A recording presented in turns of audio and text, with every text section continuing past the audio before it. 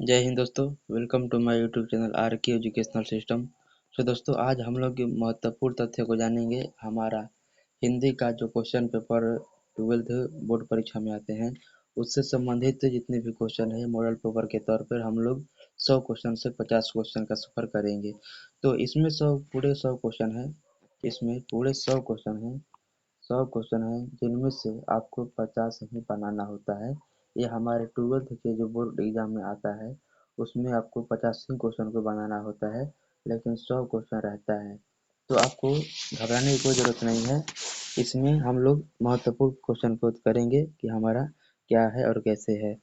तो देखिए हम लोग सबसे पहले फर्स्ट नंबर क्वेश्चन को देखते हैं कि मैं असहाय विवश बैठी ही रही, उड़ गया छौना मेरा। यह पंक्ति किस शीर्षक कविता से है? ऑप्शन ए पुत्र वियोग से, ऑप्शन बी जन जन का चेहरा एक, ऑप्शन सी तुमुल गुलाह कलह में, ऑप्शन डी प्यारे नन्हे बेटे को। कि मैं असहाय विवश होकर बैठी रह गई, यह पंक्ति लिया गया है यहाँ पर पुत्र वियोग से। तो आपका पहला नंबर क्वेश्चन का option number A right answer हो जाएगा। चलिए नेक्स्ट क्वेश्चन को हम लोग देखते हैं। यहाँ पर जयप्रकाश जयप्रकाश नारायण को समाज सेवा के लिए किस पुरस्कार से सम्मानित किया गया था? जयप्रकाश नारायण को समाज सेवा के लिए किस पुरस्कार से सम्मानित किया गया था?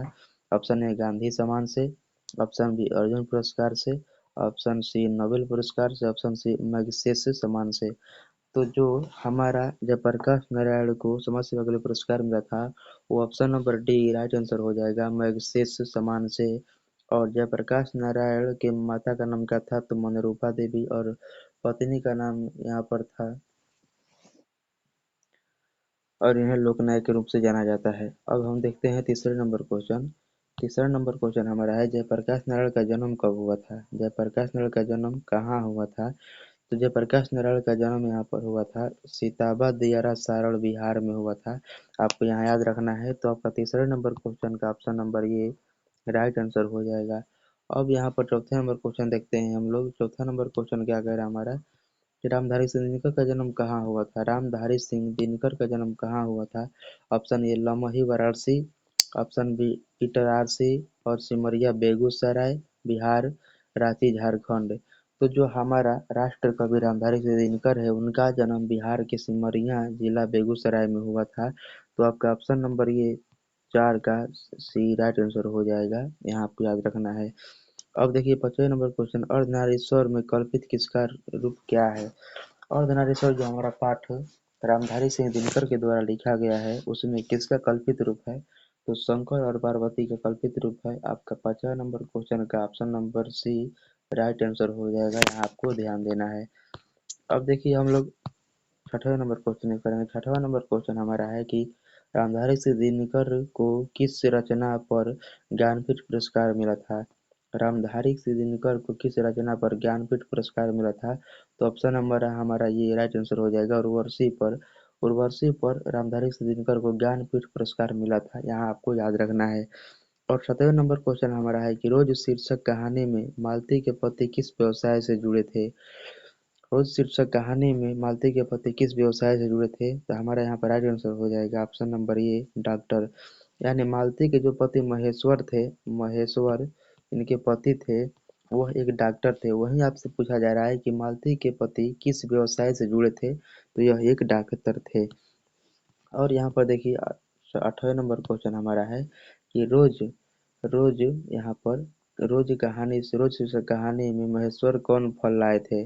रोज कहानी शीर्षक में महेश्वर कौन फल लाए थे? यहाँ पर महेश्वर नहीं हो जाएगा।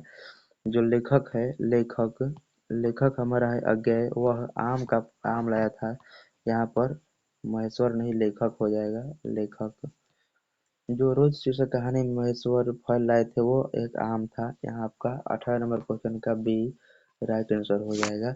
अब देखिए यहाँ पर 9 नंबर क्वेश्चन क्या कह रहा है कि सन 1926 में भगत सिंह ने किस दल का गठन किया था? 1926 में भगत सिंह ने किस दल का गठन किया था? तो नव युवक भारत सभा का गठन किया था। यहाँ पर आपको याद रखना है। 9 नंबर क्वेश्चन का option number D right answer हो जाएगा।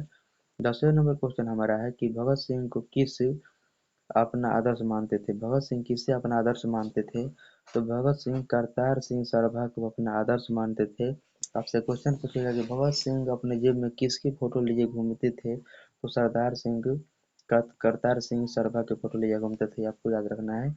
10वें नंबर क्वेश्चन का आपका ऑप्शन ऑप्शन नंबर ये राइट आंसर हो जाएगा, आपको याद रखना है। और हमारा देखिए यहाँ पर 11वें नंबर क्वेश्चन हमारा है। 11 नंबर क्वेश्चन हमारा यहाँ पर है कि धांगड़ किस जगह से आए थे? धांगड़ किस जगह से आए थे? तो आपको यहाँ पर ऑप्शन है नीचे देखिएगा। दक्षिण बिहार से, दक्षिण बिहार से, उड़ीसा से, महाराष्ट्र से, राजस्थान से। तो जो धांगड़ थे वो राजस्थान से काम करने के लिए बिहार लाए गए थे, आपको यहाँ याद रखना है, बिहार लाए गए थे।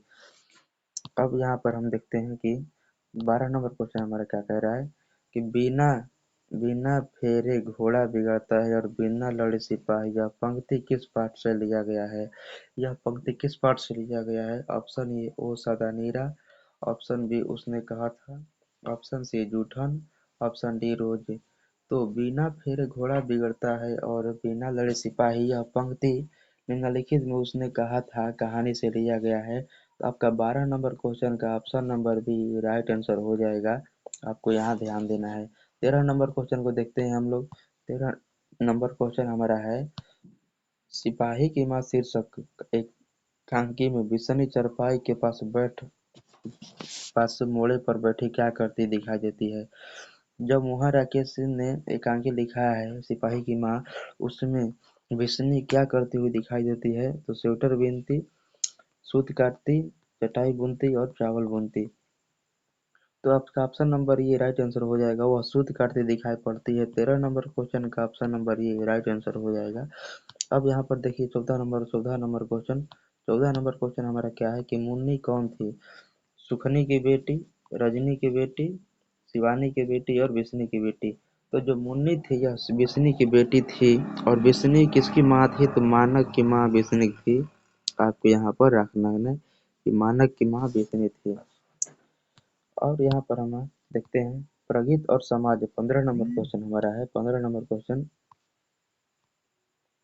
प्रगीत और समाज शीर्षक निबंध किस निबंध से लिया गया है? वाद विवाद समाज से। आपका 15 का ऑप्शन नंबर ये राइट आंसर हो जाएगा, आपको यहाँ ध्यान देना है। और 16 नंबर क्वेश्चन हमारा है कि कहीं नहीं वहीं कविता संग्रह की रचयिता कौन है? कहीं नहीं वहीं कविता के संग्रह की रचयिता कौन है? Option A Bhushan, option B Jaishankar Prasad, option C रघुवीर सहाय और अशोक वाजपेयी। तो जो हमारा 16 नंबर क्वेश्चन का option number B right answer हो जाएगा, जयशंकर प्रसाद कहीं नहीं कविता का संग्रह इन्होंने लिखा है।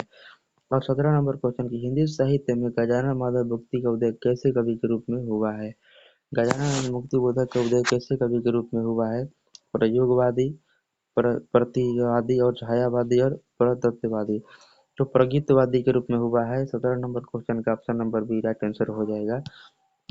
और यहाँ पर 18 नंबर क्वेश्चन को देखते हैं हम लोग। 18 नंबर क्वेश्चन की ले कौन लेखक कांगो के शिक्षा मंत्री, वित्त मंत्री और प्रधानमंत्री बन चुके हैं? कौन ऐसा लेखक हैं जिन्होंने शिक्षा मंत्री कांगो के और वित्त मंत्री प्रधानमंत्री बन चुके हैं? तो यहाँ पर हमारा आंसर हो जाएगा अंतोन चेखव। जो अंतोन चेखव है ये कांगो के प्रधानमंत्री बन चुके हैं। 19 नंबर क्वेश्चन हमारा है झांसी का जन्म स्थान है। झांसी का जन्म स्थान कहाँ हुआ था? ऑप्शन ए पाटलिपुत्र में, ऑप्शन बी जायस कब्र अमेठी में, ऑप्शन सी झांसी में, ऑप्शन बी डी अल्मोड़ा में। तो जो झांसी का जन्म हुआ था वह हुआ था जायस कब्र अमेठी में, आपको यहाँ याद रखना है। ऑप्शन नंबर बी आपका राइट आंसर हो जाएगा यहाँ पर। अब देखिए हम लोग 20 नंबर क्वेश्चन को देखते हैं। नेक्स्ट क्वेश्चन कि नाभादास हमारा जो है, नाभादास किस धारा के संत थे? नाभादास किस धारा के संत थे? तो ऑप्शन ए वैष्णव धर्म के, बौद्ध धर्म के, शैव धर्म के और जैन धर्म के। तो जो हमारा नाभादास कवि थे जिन्होंने छप्य पुस्तक और कवि लिखे हैं वो शैव धर्म के थे, आपको यहाँ याद रखना है। 21 नंबर क्वेश्चन है कि नाभादास का अस्थायी निवास कहाँ है? नाभादास यानी किस जगह पर अस्थायी रूप से रहते थे? तो हमारा ऑप्शन यहाँ पर राइट आंसर सही हो जाएगा वृंदावन। वृंदावन नाभादास की अस्थायी निवास है, आपको भूलना नहीं है, याद रखना है। अब बड़ा 22 नंबर क्वेश्चन को देखते हैं। हमारा 22 नंबर क्वेश्चन है कि सुभद्रा कुमारी चौहान रचित पुत्र वियोग शीर्षक कविता कैसी कृति है। सुभद्रा कुमारी चौहान रचित पुत्र वियोग शीर्षक कविता कैसी कविता है। शोक की गीत, विरह की गीत, व्यंग्य और हास्य। तो जी यह विरह की गीत नहीं है, यह शोक की गीत है। यह शोक की गीत है क्योंकि उनका बच्चा भूल गया है और उसकी याद में वह रोती गाती है। अब यहाँ पर है हमारा 23 नंबर क्वेश्चन। सुभद्रा कुमारी चौहान को 1930 ईस्वी में हिंदी साहित्य सम्मेलन का कौन सा पुरस्कार दिया गया था। यहाँ पर तो शक्सरिया पुरस्कार, साहित्य अकादमी पुरस्कार, साहित्य अकादमी पुरस्कार, भारतीय ज्ञानपीठ पुरस्कार और पद्म भूषण। तो हमारा 23 नंबर क्वेश्चन का ऑप्शन नंबर ये राइट आंसर हो जाएगा। शिक्षरिया पुरस्कार दिया गया था इनको। और 24 नंबर क्वेश्चन हमारा है कि ज्ञानेंद्र पति बिहार लोक सेवा आयोग द्वारा चयनित होकर किस पद पर पद स्थापित हुए थे। ऑप्शन नंबर ये कारा अधीक्षक, अंचल अधिकारी और पुलिस अधीक्षक और जिला अधिकारी। तो जो हमारा यहाँ पर ज्ञानेंद्र पति थे वो कारा अधिकारी के रूप में चयनित हुए थे। और 25 नंबर क्वेश्चन हमारा है कि चिर चिर विषाद चिर विषाद विलन मन की यह पंक्ति किस रूप से पाठ से लिया गया है। तो पुत्र वियोग से नहीं लिया गया है, अधिनायक से नहीं लिया गया, हार जिससे नहीं लिया गया है और ऑप्शन नंबर ये राइट आंसर हो जाएगा। तुमुल कुलाह से यह पंक्ति लिया गया है, आपको याद रखना है। 25 नंबर क्वेश्चन का ऑप्शन नंबर ये राइट आंसर हो जाएगा। और 26 नंबर क्वेश्चन हमारा है कि 26 नंबर क्वेश्चन हमारा है कि चंद्रधर शर्मा गुजरी की रचना निम्न में से कौन सी है। चंद्रधर शर्मा गुजरी की रचना कौन सी है। ऑप्शन ए रोज, ऑप्शन बी उसने कहा था, ऑप्शन सी जूठन, ऑप्शन डी तेरी छे। तो जो रोज कहानी के लेखक हैं वो हैं हमारा चंद्रधर शर्मा गुजरी और उनका लिखा हुआ है उसने कहा था। तो 26 नंबर क्वेश्चन का option number B right answer हो जाएगा, आपको यहाँ याद ध्यान देना है। अब देखिए हमारा कि 27 नंबर क्वेश्चन कि नाभादास की कविता का नाम क्या है। नाभादास की कविता का नाम क्या है। Option A Kavit, option C, option B Usha, option C Haar Jeet, option D छप्य। तो हमारा जो नाभादास है उन्होंने छप्य पुस्तक लिखे हैं, आपको यहाँ याद रखना है। और देखिए हमारा जयप्रकाश नारायण का निधन कब हुआ था। जयप्रकाश नारायण का निधन कब हुआ था। 28 नंबर क्वेश्चन, जयप्रकाश नारायण का निधन कब हुआ था। तो जयप्रकाश नारायण का मृत्यु 8 अक्टूबर 1989 ईस्वी में हुआ था, आपको यहाँ याद रखना है। 29 नंबर क्वेश्चन है रघुवीर सहाय का निधन कब हुआ था। रघुवीर सहाय का निधन कब हुआ था। तो उनका निधन हुआ था 10 सितंबर 2010 ईस्वी में, आपको यहाँ याद रखना है। अब देखिए हमारा लास्ट क्वेश्चन है कि सुखमय जीवन के लेखक कौन है। सुखमय जीवन के लेखक कौन है। तो सुखमय जीवन के लेखक है हमारा ऑप्शन नंबर ये चंद्रधर शर्मा गुलेरी। 30 नंबर क्वेश्चन का आपका ऑप्शन नंबर ये राइट आंसर हो जाएगा, आपको यहाँ ध्यान देना है। अब देखिए हमारा 31 नंबर क्वेश्चन की पद्मावत के कवि का नाम क्या है। यानी पद्मावत किसने लिखा है या पद्मावत के कवि का नाम क्या है। तो यहाँ पर ऑप्शन दिखाई दे रहा है जायसी, कबीरदास और यहाँ पर ऑप्शन और भी है। तो यहाँ आपका राइट आंसर हो जाएगा जायसी, यानी पद्मावत की रचना जायसी ने किया है, आपको याद रखना है। 32 नंबर क्वेश्चन उर्वशी उर्वशी के रचयिता का नाम क्या है। उर्वशी किसने लिखा है। Option A Mohan Rakesh, option C Malayaj, option B Ramdhari Singh Dinkar, option D J Krishnamurti. तो 32 नंबर क्वेश्चन का आपका राइट ऑप्शन नंबर बी हो जाएगा, रामधारी सिंह दिनकर के द्वारा लिखा गया है उर्वशी, यहाँ पर ध्यान देना है। अब देखिए हमारा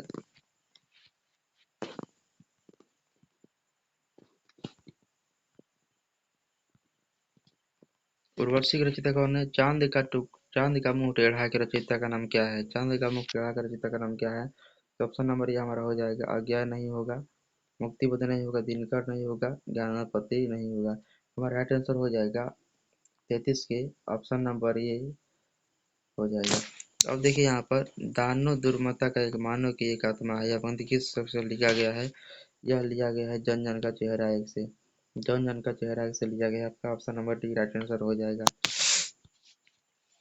पूर्व पश्चिम से आते हैं नंगे बूचे नर कंकाल, यह किस सभा से लिया गया है। तो यह लिया गया है अधिनायक से, आपको याद रखना है, यह अधिनायक से लिया गया है। 35 का option number C right answer हो जाएगा, आपको यहाँ देखना है। तेरी गुड़मई हो गई है, यह पंक्ति किस शीर्षक कहानी से लिया गया है। तेरी गुड़मई हो गई है, यह पंक्ति की शीर्षक कहानी से लिया गया है? ऑप्शन ए उसने कहा था, ऑप्शन बी गूठन, ऑप्शन सी राजा राजू रोज, ऑप्शन डी तेज। तेरी गुड़मई हो गई है यह पंक्ति उसने कहा था कहानी से लिया गया है, जिसके लेखक हैं रामचंद्र शर्मा गुलेरी। और यह कहानी 1915 ईस्वी में लिखकर तैयार किया गया था। आपको जय हिंद, जय भारत। अगले वीडियो को हम लोग पहले बाद में देखेंगे। पहले आपको अगर चैनल सब्सक्राइब करें अगर आपको वीडियो अच्छा लगा हो तो। चलिए एक क्वेश्चन मैं और बता देता हूँ। यहाँ पर अज्ञेय रचित पाठ का नाम क्या है? अज्ञेय के द्वारा रचित पाठ का नाम क्या है? तो अज्ञेय के द्वारा रचित पाठ का नाम हमारा है रोज। अज्ञेय का जन्म हुआ था 7 मार्च 1900 यहाँ पर 11 ईस्वी में हुआ था। आपको यहाँ ध्यान देना है। जय हिंद, जय भारत।